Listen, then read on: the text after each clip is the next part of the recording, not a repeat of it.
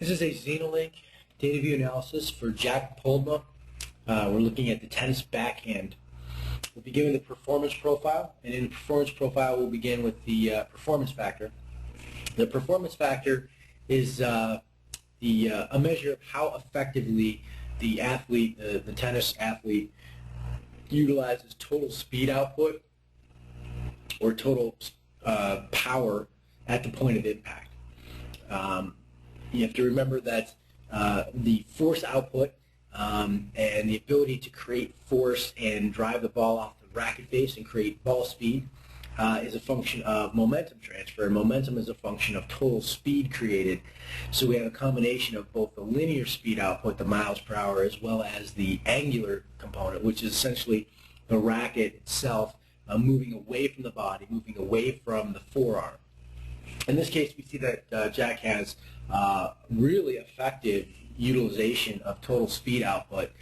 We also see that he has quite a bit of speed, a little bit above normal in terms of the linear speed, and uses a huge portion, almost all of that speed at the point of impact. That's great. We also see that he has really good angular speed output, again above the normal, and again using a huge percentage of what he creates. So very good, very good output in terms of speed, and very good usage of that speed. So we have, from an outcome perspective, really good efficient use of our speed with respect to creating a force at impact with the ball. We will now go ahead and look at the kinetic link, and the kinetic link is essentially a measure of power generation, coordination, or movement. And we can see now, if we watch here, lead foot makes contact at 2, 3, 4. So about frame 4, we have pretty good contact with the ground. And then we have really kind of a lack of lower body contribution. So the one kind of issue we see right away is a lack of lower body speed contribution.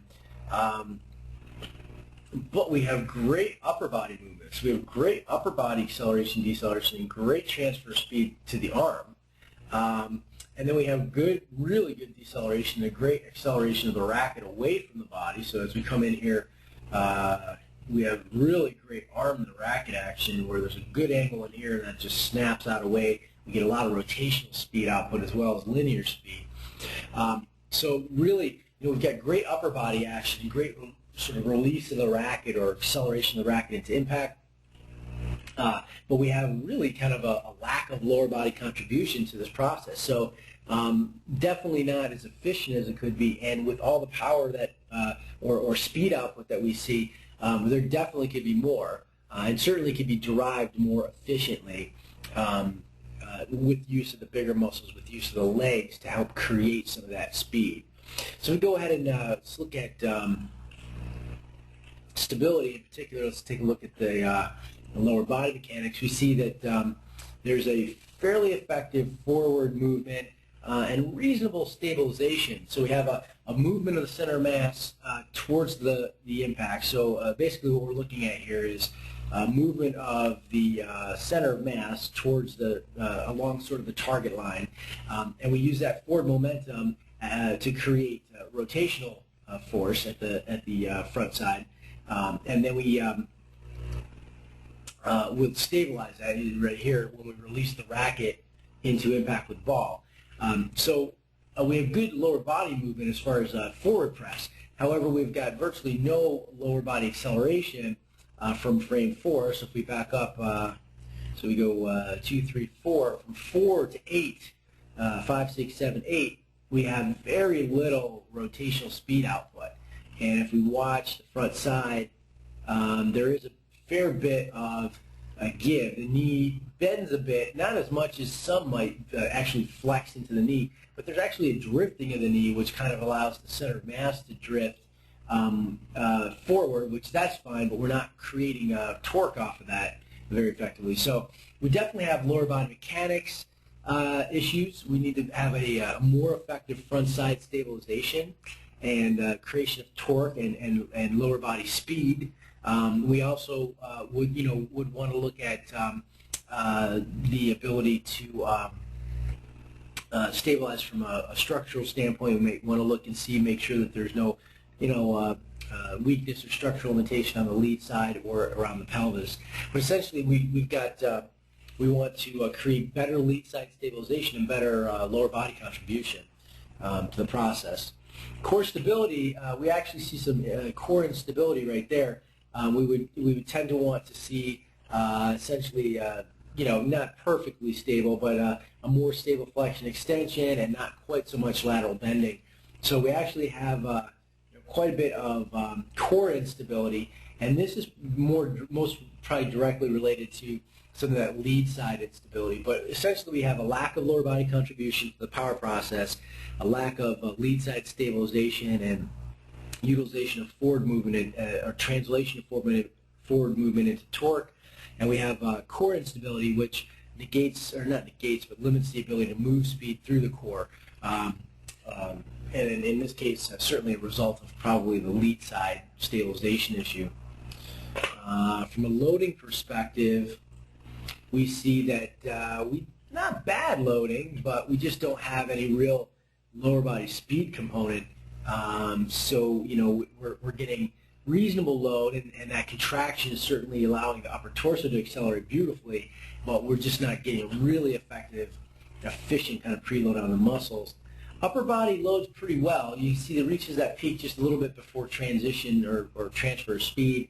Not great accel decel, or not accel decel, but a great stretch shorten, but not bad. So upper body load's okay. It could be a little better. Certainly with better lower body mechanics, we can be better. But that's good. And but overall, I mean, timing is pretty good. But we just aren't getting, and the amount of stretch is okay.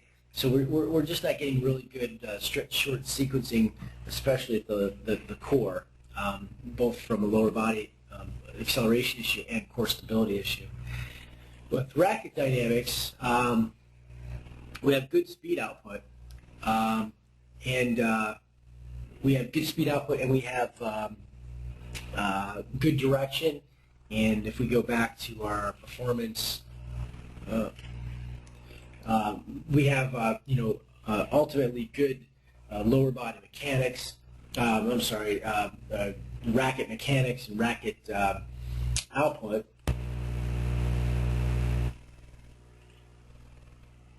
So finally, if we do take a look at racket dynamics, we see good speed, good trajectory of speed, good movement of the racket, square impact,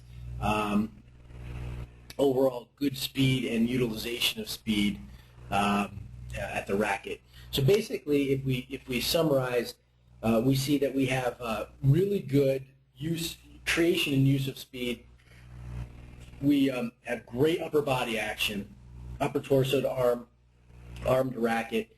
The primary issue is our lower body contribution, and we see that we have some breakdown in speed output by the pelvis, which is most likely directly related to a lack of lead leg stabilization, as well as just the ability to create speed with the pelvis.